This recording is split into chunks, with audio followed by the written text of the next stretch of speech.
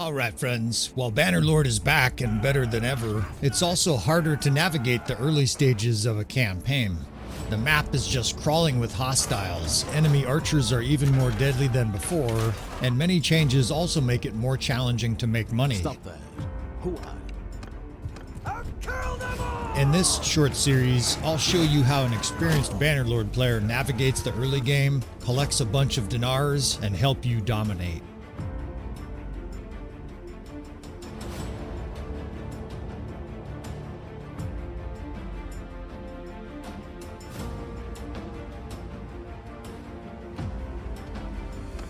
There are a lot of things you can't do in the mercenary stage, and obviously one of them is build a sizable army. I do want to experiment some with this 1.31.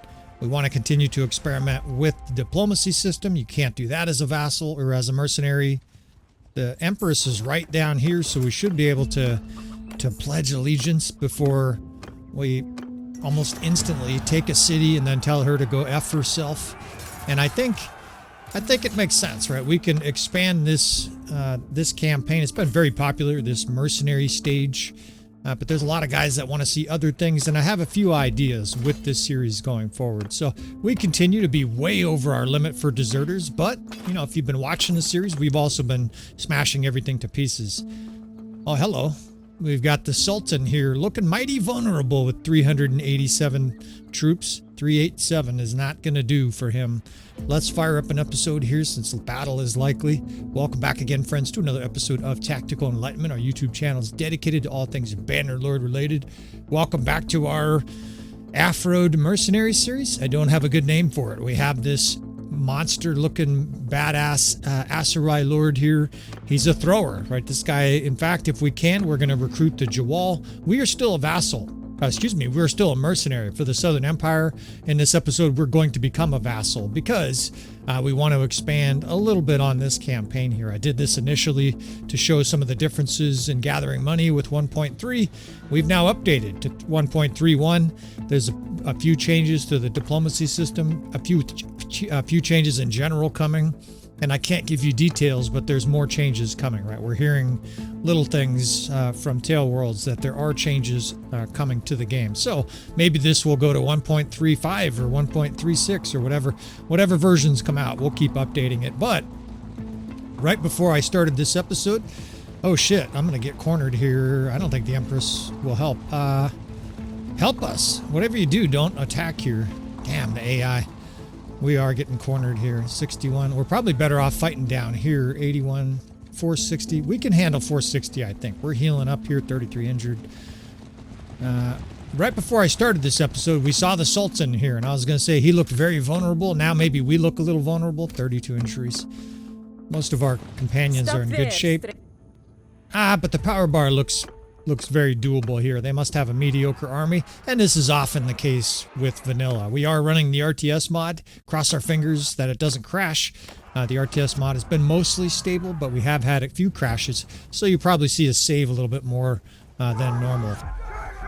All right, they're engaging us here. Bad decision, right? We've got a beautiful landscape here to do some tactics. This hill can be used both as a launching point for our initial aerial assault. We've got a lot of skirmishers and a lot of crossbow and archers. Now let's get these guys. There's archers in our infantry. That guy, we're working on his bow skill. That's why that's happening. We'll put his bow away soon and that'll fix things. I'm going to use this ridge initially to fire a bunch of rounds on the enemy, and then we're going to peel back over the other side and enact a kill box. It's 4th, 5th, 6th. I want most of the archers in the 5th. This 4th division will pound up top, and we got to give them a little bit of support. What I like to do is give them a cav wing, maybe a skirmisher division. We'll see what it looks like. We'll see where the enemy goes, right? If the enemy tries to come up that hill, we will back off towards kind of our southwest, or southeast, if that makes sense. Basically in the direction of our other troops. Now this series, we are going to focus on javelins. Come on. I'll put my troops out here. Here we go. That's a lot better. We're going to be focused on javelins in this mini-series. This might be 5 or 10 more episodes on top of the mercenary episodes we've already showed. The Aserai are a good kingdom to light up the enemy with javelins. We might be able to get a minor clan or two. In fact, I'll be looking immediately for the Beni Zilal. We've recruited as many prisoners of theirs as we can, because, of course, if you want Javelin armies, right, Javelin heavy armies, which is what we're going to do, you want as much ammo as possible.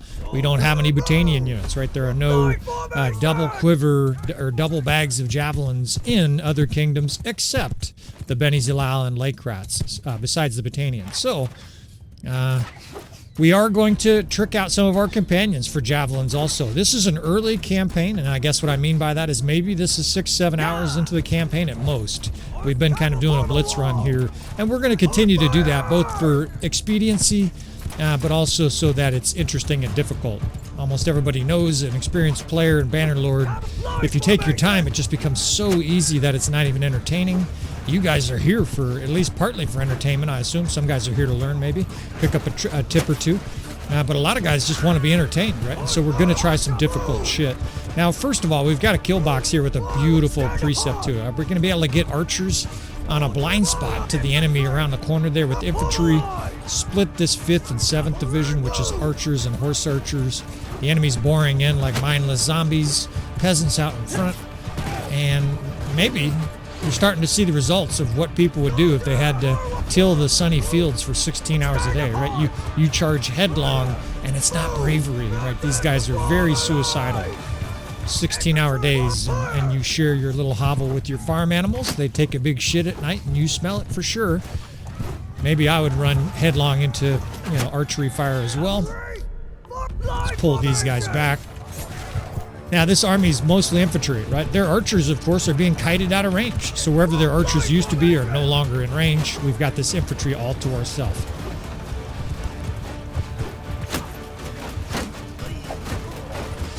Now, the origin of this campaign is just doing a little bit of experimenting, showing some heightened, expedited, accelerated companion leveling. We're going to continue to focus on that, but we're going to shift. We're going to shift from mostly ranged archer units to more javelins. The shift is a little slow, of course, because a lot of skill points in bow won't translate, but we can also experiment with some companions with a single weapon, javelins, and a bow. And the same way your character can use all three. If you have skilled units, it's pretty valuable, right? In a siege, they can chuck their javelins, then use their bow the rest of the siege, and the same thing with battles. Now, we have them completely spun into a fishball here. This battle's already over. The archers all have clearance. The horse archers are back there just shooting, whenever they want to. I probably shouldn't even have dragged this cavalry in there. The deaths are mostly our cavalry. I probably should have just put them off to the side. Little things, if you're working on kill boxes, if the enemy's compacted like that, you're just better off keeping your cavalry on the outside wings, or even, holding back the archers. Their archers are moving to the top of the hill here, so we're going to have to confront them soon, but let's kill this infantry first. 106, it's down to a third of its original strength, and I assure you, those guys have arrows sticking out of their ball sacks. These guys are badly injured. In come our infantry divisions, probably undamaged, unhurt. Our ghulams, we have like 4 gilmans or ghulams or whatever they're called, ghouls. The other camel, I guess there's 2 cameled mercenary forces. For sure, when we make our own kingdom, we're going to be searching out some of these sort of culturally correct mercenary forces. I would love to get either the Beni Zilal or maybe the gilman. Or if we're lucky, of course, I would love to get the camels, right? The ultimate camels, the Jawals. I think their units look badass. It's too bad camels are kind of weak because they don't have good armor. They're kind of slow. They can't jump. And these archers just ran into their death. I think they were trying to get line of sight, and we ambushed them before they could get set up. So this battle is all but over. And we'll probably play out 5-6 battles after making our own kingdom. In fact, I might even make a kingdom this episode. We'll see what the pacing is. We'll talk about what city. I'm already eyeballing Askar. Askar is a pretty good city for defense.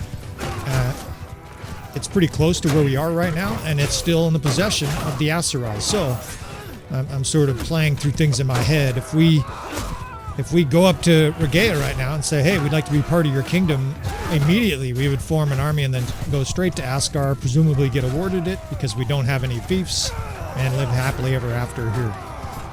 Now, why aren't they fleeing? I just realized, I was like, why the fuck aren't they routing? Yeah, because the Sultan is here, right? When you have a Sultan or any of the leaders in an army, they're very reticent to flee, simulating, you know, it's the last stand of the Sultan. Not much of a stand they made, right? We lost less than 10% of our troops and just obliterated this force. Or, I guess we lost more than 10%, but we got a 10-to-1 kill ratio. That'll do. Massive upgrades, too. Look at these companions. So this has been the focus so far of this series, and it continues to work. Now, a lot of them are using range, right? We've got this surgeon here. He's plugging up his crossbow skill, but that's key because we're leveling these companions far and beyond what most people level their companions in a campaign like this. And the Sultan just, this is the kind of thing I wish, you know, they would amplify a couple, 3 notches, right? The enemy king, queen, sultan, emperor should be beastly, right? They should have automatically like 30 or maybe 50 of the tier 6 units surrounding them at all times in a big battle.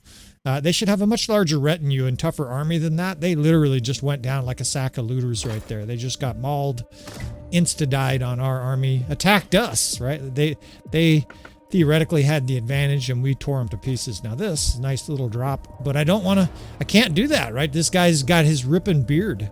Sometimes you accept a little slightly, where's my helmet here? Here we go. You accept slightly worse armor to make sure that your beard can stick out stiff and straight. In fact, we're gonna get our coronation here naked. The Empress is there. We'll be able to basically pledge ourselves as a vassal, but I've got some time here. And I'm going to talk about some of the other constituencies of making a kingdom. The first thing that we're going to do is we're going to starve Iacus. This is soon to be our enemy, right? You have to think 2 steps ahead. The Southern Empire is going to declare war on us when we tell them, thanks for voting us for Askar and maybe even Medeni Castle, but we want independence. They will declare war. Well, if their city has no food in it and we have all the food, then our city... We'll take another healer. I don't know. We're probably at our max here.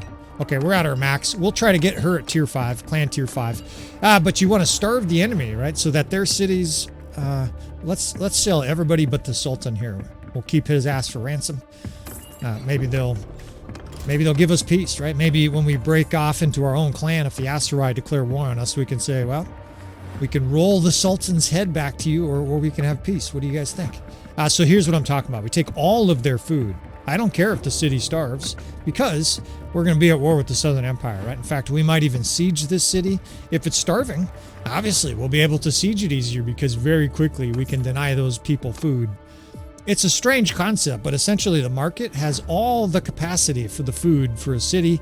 In other words, if you buy it all and then you siege it the next day, immediately their food starts to crater in the city. You know, the food stocks cratered. There's no reserve. Evidently, nobody has cupboards back then, right? The year 1100, they hadn't invented a food stash, which seems a little bit unlikely. Now, I don't really care about this siege here. In fact, I'm glad we didn't have to participate because I don't want to lose any troops. We go straight to the Empress here. Yeah. Oh, you know what we need to do? We need to get married, too. We got plenty of money. And I know some guys are like, you're giving up your mercenary contract. Here we go. I'm not worried about our mercenary. I'm not worried about money. With the changes to 1.3 to 1.31, loot is plentiful again. And we'll take this gal. This is a nice looking wife. She's got some combat skills. She's pleasing to look at. Oh, sold. 13,000. We'll power trip again here. This is sort of our MO. We're going to get naked and have our coronation and wedding in the same day naked. We're just the ultimate power play here. I'm ready. We're ready to swear fealty with our gigantic muscular... He looks like a WWF wrestler or something like that. He just looks hyper imposing with this huge afro. I think he looks badass. But maybe you guys don't agree. Nevertheless, now we're now we're a vassal. Now we can recruit an army, right? And I think we'll go straight to Askar, right? We can pick up some food here at some local villages. Let's see who's available here. Nobody? Okay. There must either still be an army form or they're below the 40% or whatever it is. So let's go pick up some food. We can hit 2 or 3 villages here. This is a very small but critical step, I think, for players to know about going independent. You will be sieged. They will raid your villages. Stock up, right? Treat it like you're going into winter and you're a squirrel. You're going to pick up a lot of resources now.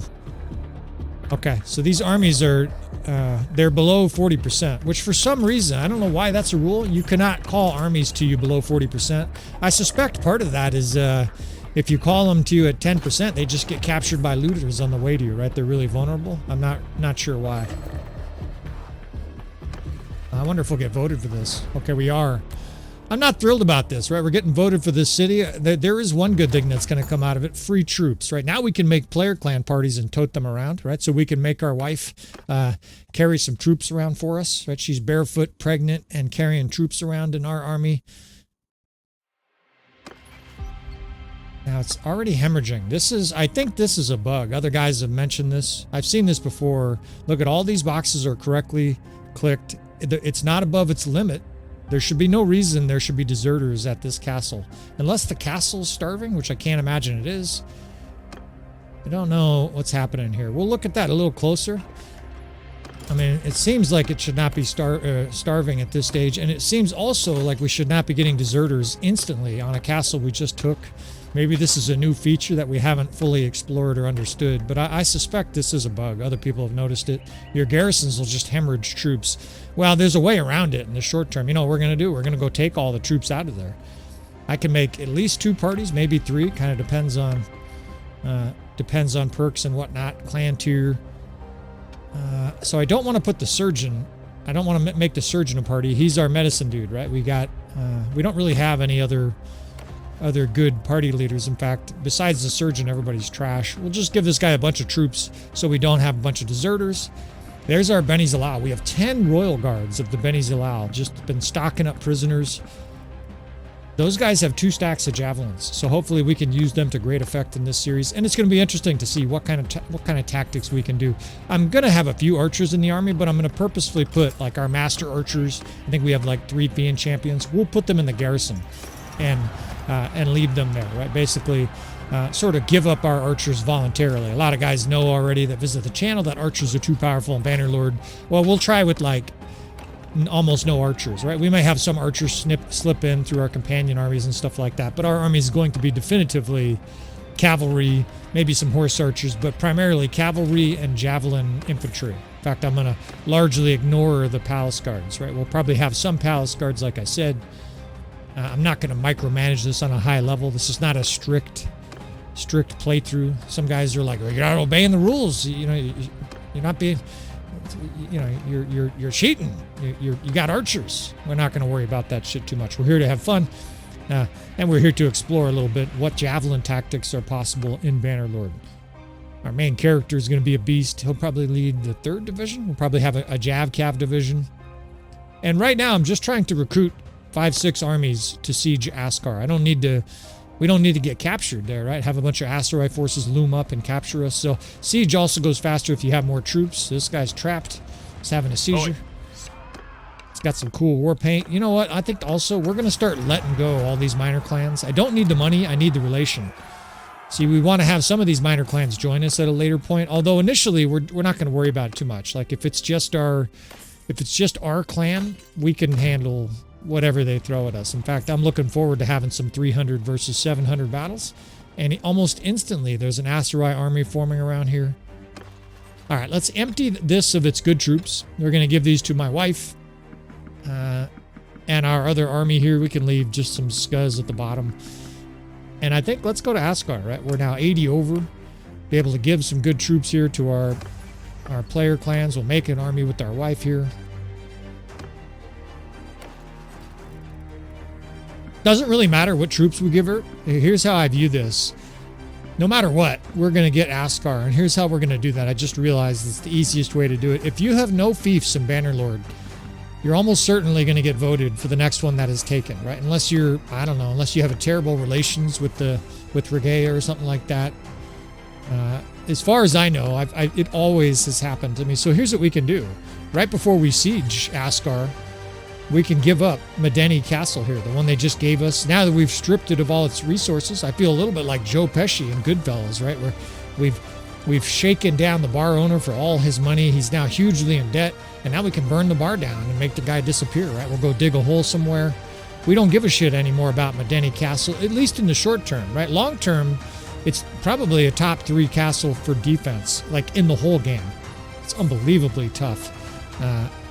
But in the short term, I don't care, right? I just want the troops.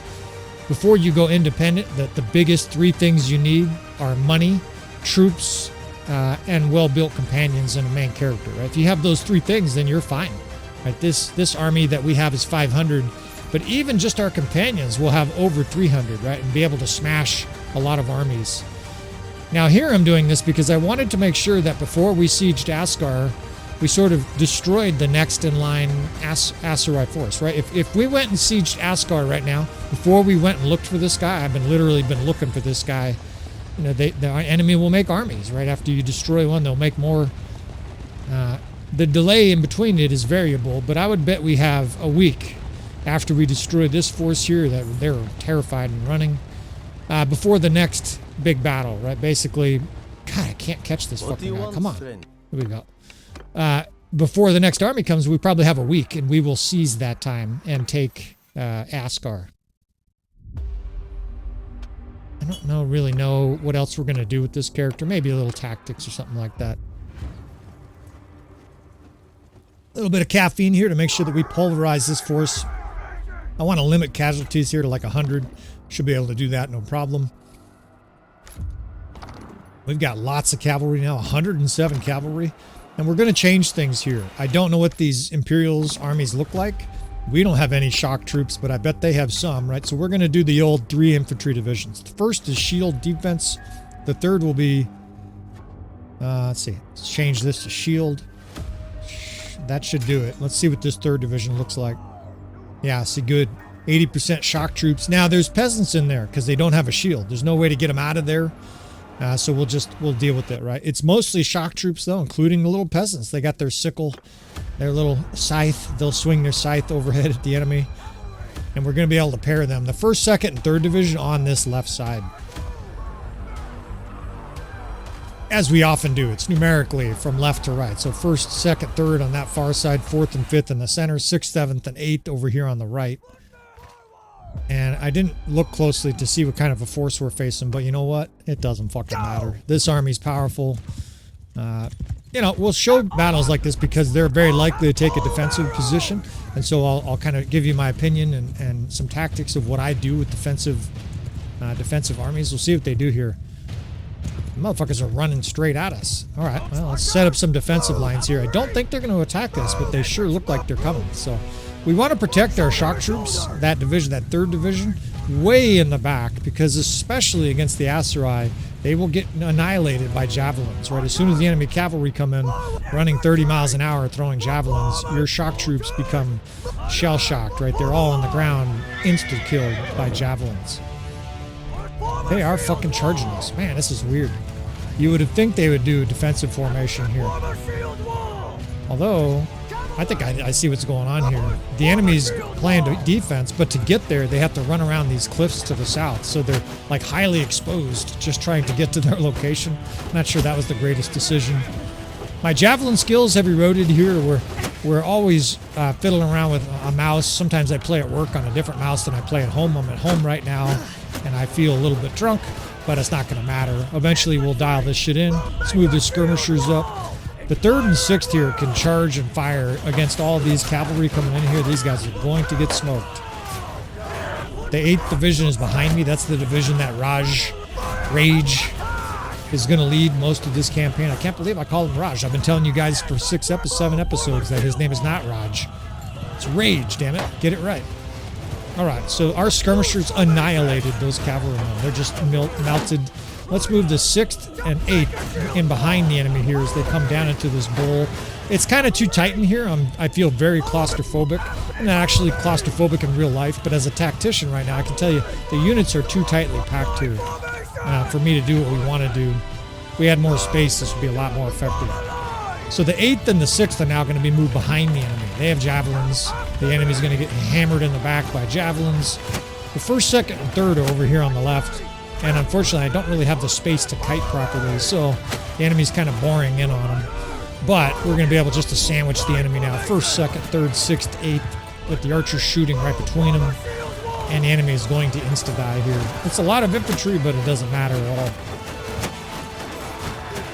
And they're getting shot. And javelins are drilling them. And we have way more infantry than them. All their archers are sitting way up on that hill. This 8th Corps, I thought I told you guys to charge. Get the fuck out of my way. This is what I mean. The battlefield's too close. We're fighting in like 100 by 100 meter area. All right, now we can get these guys in behind here. As the enemy gets smashed by our infantry, shot from the side by archers, and now cavalry charging from behind. That'll do. All right. Now their archers look like they're moving up again too. Like the last battle, I don't know why the AI archers are running forward. I think because they're trying to get line of sight. Although a lot of these are just reinforcements. These are not archers. These are the aforementioned suicidal peasants that are done working 16-hour days and infinite serfdom.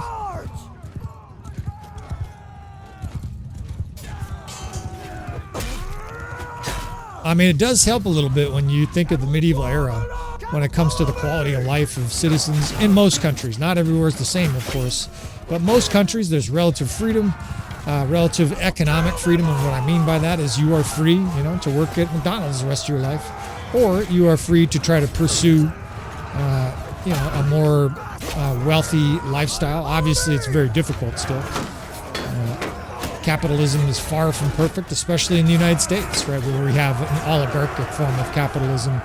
But compared to socialism, and I try not to get too political on the channel, but one of the keys with capitalism, even if it's sort of a myth that anybody who tries hard can get rich, that's not really a thing here.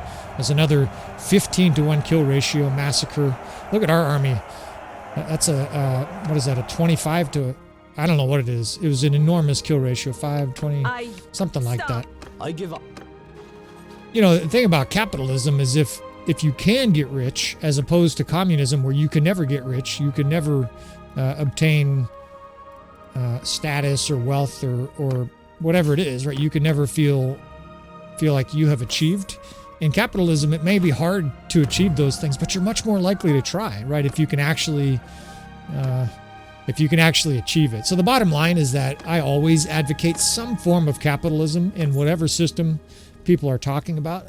I do prefer a capitalism that's more like Europe and less like the United States, but I will try to not get too political here. Immediately I get 12 guys that think I'm a communist or something like that, and the next thing you know, the chat room degenerates into a flame fest and stuff like that. The bottom line is that I believe the same thing that they were basically called utilitarians, if you've never heard of that term. Utilitarianism was a concept developed in the 1800s. An English guy named George Bentham and then others in America came up with the basic precept that the most important thing that government is supposed to do is provide the most amount of happiness to the most people. The basic idea being there's always going to be someone in jail, someone broke, someone who gets wronged by society. In other words, it's impossible to develop a perfect system. Now look at this. This is really cool. It's like the Fertile Crescent. I never noticed that before. There's all this grain along the river here. So interrupt my narration by saying kudos to Tailworlds for those little details, right? The Fertile Crescent was basically the origin of agriculture and widespread civilization. It was a lot more wet back then, right, with the flooding of the River Nile and stuff like that. But anyway, so utilitarianism is not really occurring that well these days in most civilizations. What we have today is much more like an aristocracy or even an oligarchy, where a couple dozen very powerful people largely control policy, control wealth, control various different elements of legislation.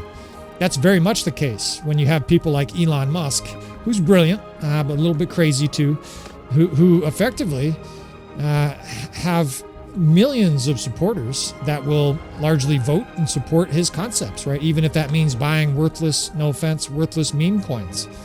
So it's a degenerative form of capitalism. There's all kinds of price fixing and stuff like that that is basically against the tenets of capitalism, right? Free market capitalism means you don't have one company or two companies that own all of something, because that would be called a monopoly, right? And these are the kind of things that we had to learn over the course of capitalism.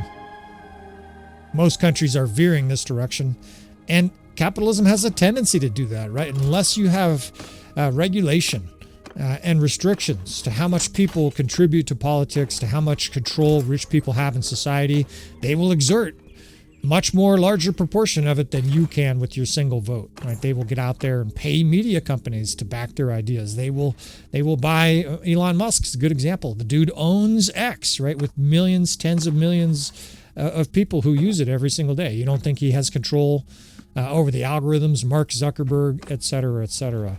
It's not going to end well. I'll put it to you that way. Any other gamers who've played Cyberpunk 2077 or whatever it's called?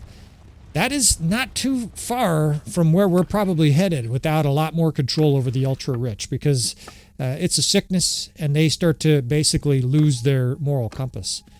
Now, this is what I was talking about. We're going to get rid of Medeni Castle here and take Askar. Hopefully we don't get attacked. I was actually kind of stalling there intentionally, running around and getting grain.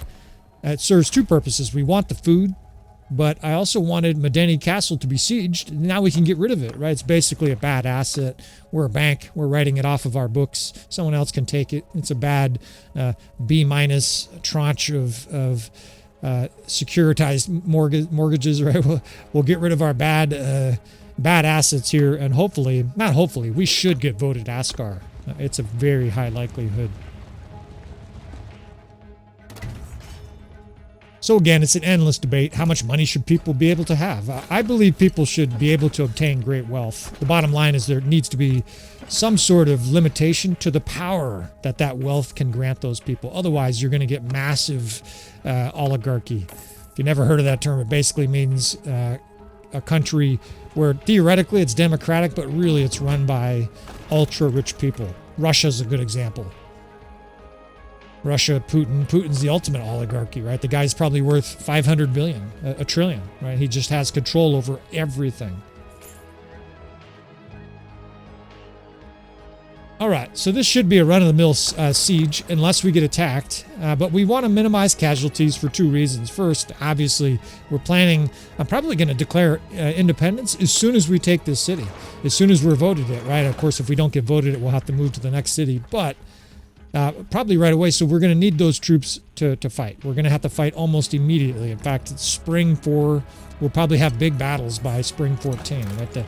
The Southern Empire, at a minimum, is coming for us, and maybe the Aserai as well. The other reason I want to minimize casualties here, and we've done this before in streams, is to make sure that our troops that are with us, our allied forces, put a bunch of troops in the garrison, because those troops become ours, just like at Medeni Castle. We got some Aserai here looming up with a little pitiful force. The kiddie game's down the street there, Aserai. Find a force you can actually fight.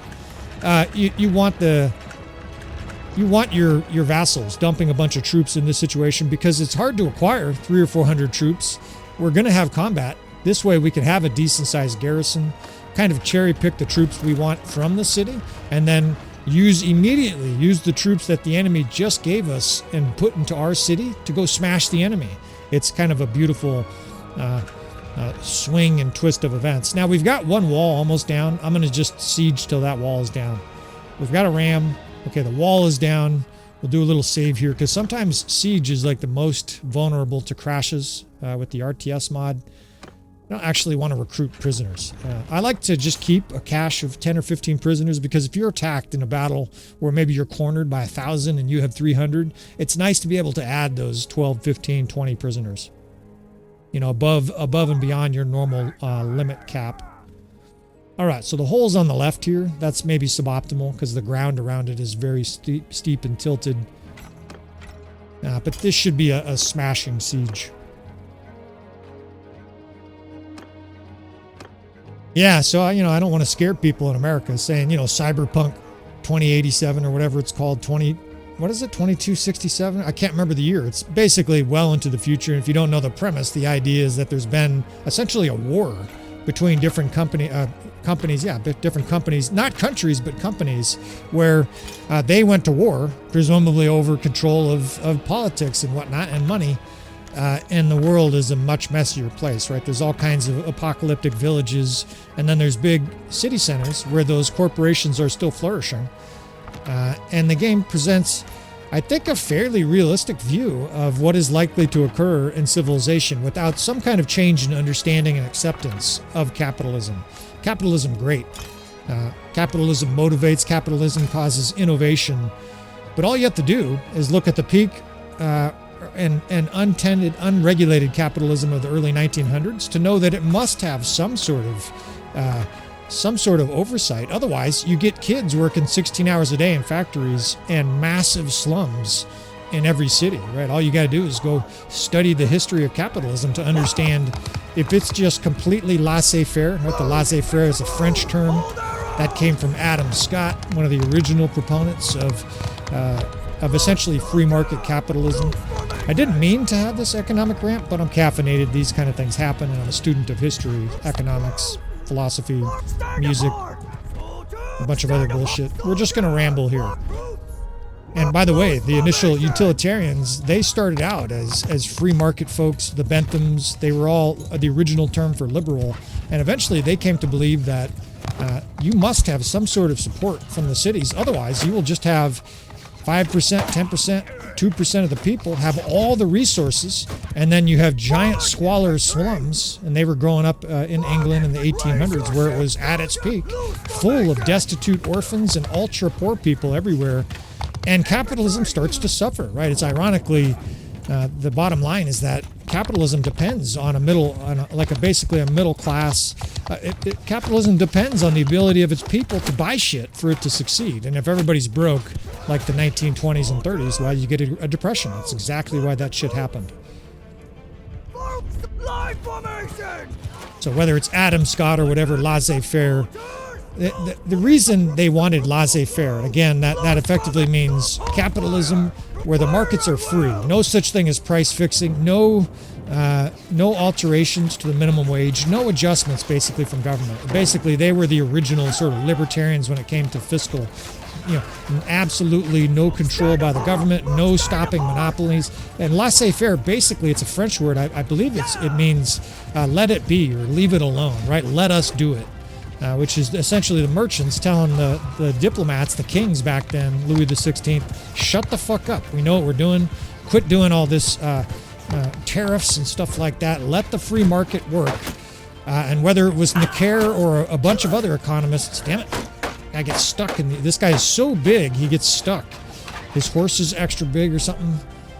And that hole is little. God, I'm just full of javelins just like that. And my divisions have gotten botched here doing my little historical narration. But in the French Revolution, this was a factor, right? There was all kinds of guys that wanted to do price fixing to relieve the price of bread, and that caused all kinds of problems. It was essentially some of the very early days of capitalism, and they didn't know what they were doing. And what I mean by that is the lawmakers, the kings and queens, even the financiers, even the people who were supposedly the most intellectually intelligent on economics, they didn't know. Capitalism was a brand new concept, and they had all kinds of failures because of that. Price fixing is a terrible decision because, of course, you remove the incentive for the producers, right? If you say, for example, the United States says all oil is $30 a barrel from now on, right? The market price for oil is by the barrel, by the way. You buy it at the gas station, of course, by the liter. In some countries in America, it's by the gallon. But the price of oil in the market, anyways, it'd be like if they said, okay, oil is now all. I get it off this horse. Let's get off right here. God, damn it.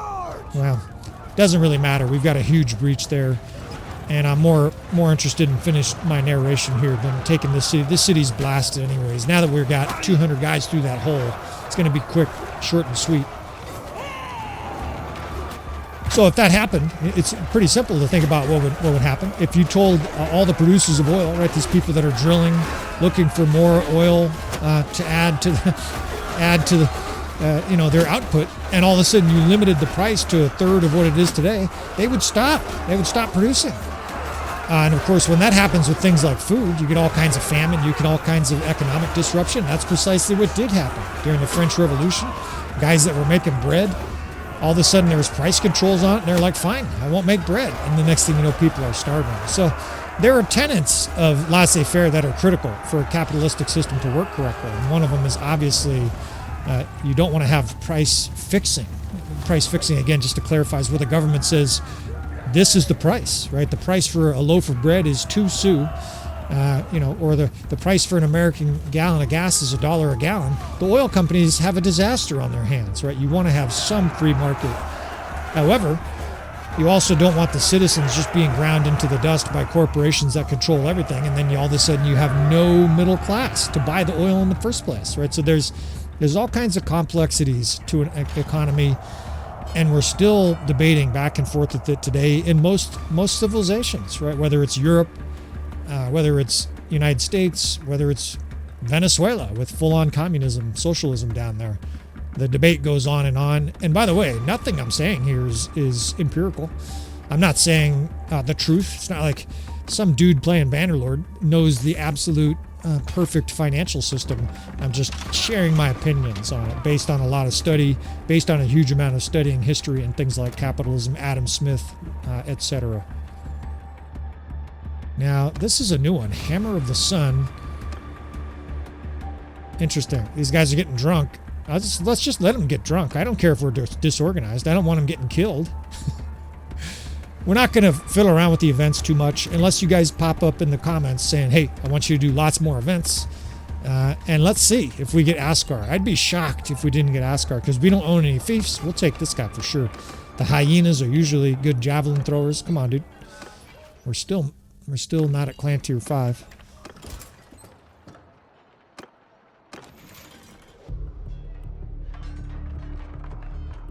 How come there's no vote? There should have been a vote already. Now, we definitely don't want peace. We want the Aserai. Think about this. We want the Aserai to be at war with the Southern Empire when we declare independence. If they have peace with the Aserai, we're the only one for them to put all their violence to, right? We want them to have multiple targets. The Aserai are streaming behind us here, probably heading up to attack Southern Empire assets, right? And that's good news, right? Regea, in fact, here, it'd be awesome if she got captured because we would declare independence like the same day. You do that shit when your enemy is reeling, right? Not when they're concentrated and ready to give you a bloody nose. Now, this is exactly what I meant. We don't even have to vote. And just like that, we get our capital city right before we declare independence. So let's see here. 32 and 8. We're at about 40 minutes into this episode. So we're going to do, I think we'll do it, and then we'll leave you guys with the exciting cliffhanger of us being independent. Take a look at the garrison here. How sweet is this, right? Now, some of these are companions put in here, but there's some nice troops in here, right? There's like Manavliatons and shit like that. Let's take the cream of the crop. We'll leave like 150 in the garrison. And then let's go smash some shit. Although we want to, let's see, how do I want to do this? Let's declare independence. Let's try to ambush some of these Southern Empire nobles. We'll declare independence. We got to do, let's see, we got to put a guy as a governor. Let's also make sure the food situation is good. See if there's any good equipment here. Yeah, see, there's hardly any food in this city because we've been sieging it. You want to put food in it that way. If we're out and about, say we're fighting the Southern Empire and the Aserai siege this, it's going to be able to hold out a lot longer because there's food in the city, right? So we'll pump up. We want to get the fortifications to tier 3 because Askar City has a really interesting outer wall with tier 3 fortifications. That's going to take a little while, but that'll be a priority. We're definitely going to try to experiment a little bit with javelin defenses and siege. That is a thing. You don't have to have all archers, even though, of course, you have an ammo problem. For whatever reason, you have unlimited arrows, but once your javelins are out, you can't have the men go run. Whatever you do, don't put a pile of javelins somewhere for us to use. It's all we get. It'd be nice in Keep Siege if, you could, you could tell your units, go rearm, and they had to run back to, an armory or something like that, and they were out of battle for 4 minutes and then came back fully loaded. That would be a lot more realistic. All right, so let's see here. What do we want to do? I've got to be near the city to declare independence. Now, I could go up there, declare that we're leaving. Let's see how to do this. We've got to leave the kingdom first. It's sort of awkward. You can't just go straight to your governor and say, I want to make a new kingdom. You've got to go through these little tedious steps. This probably won't work because they'll probably scurry everywhere, but I'm going to dump all of these companions down here, and maybe we could trap them and prevent them from getting across the river. Then we'll be able to sort of kill as many of these as we can, because, of course, all of these allied forces, temporarily allied forces, and they're just rocketing out of here. Maybe they'll stop at Askar.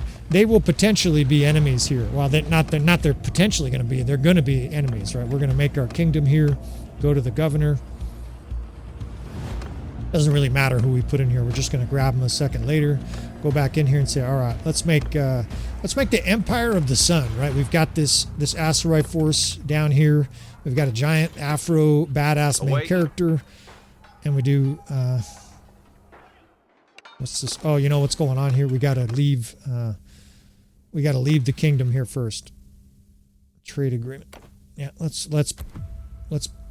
vote against this shit here. It doesn't really matter. I'm not worried too much about the subtle details. I've mentioned it before. It'd be optimal here to sabotage the diplomacy, sabotage some shit, raid a village, right, and then immediately leave the kingdom. We'll leave it now. We'll keep Askar. Thank you, Regea. Thanks for your help. Thanks for all the money. Eat shit. And now we got to make our own kingdom here. We'll do this quick, and I think this will be the last thing we do for this episode. We'll do Empire of the Sun.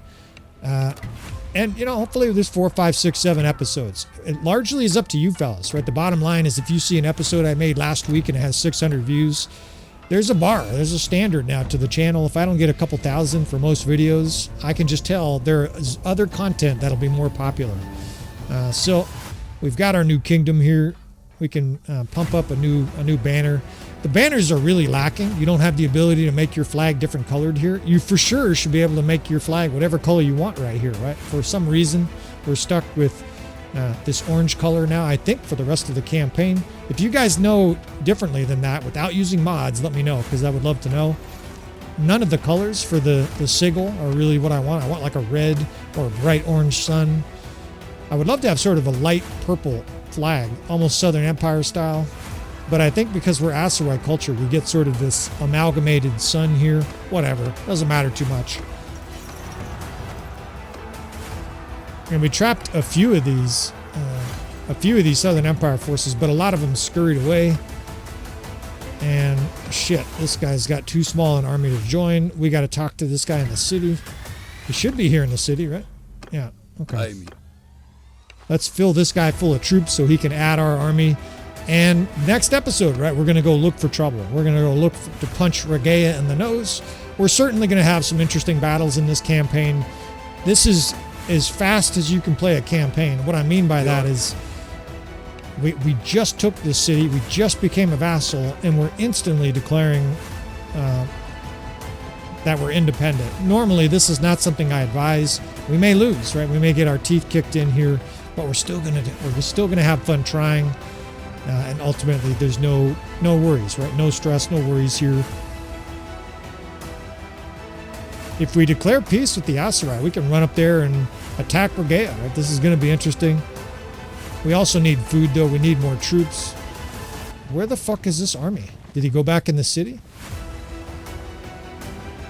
I lost track. Here he is. I lost track. It's her. My wife is running into the city. Get over here. All right. Vasilia, come with us. Now, we're going to be nice to the Jawal, right? Oh, shit. We got a very bad negative factor with the Jawal, so they're probably not going to join us. That's a problem. I don't know how that happened. Maybe, I don't remember, did I execute somebody? This campaign, I haven't played in a couple weeks. We're just picking this back up because there's a couple different requests. People wanted to see me siege Askar, etc. All right. With all of that said, we're going to go ahead and continue this campaign. Please hit that like button on the way out, friends, if you want to see more. And with that said, I will see you, friends, next time.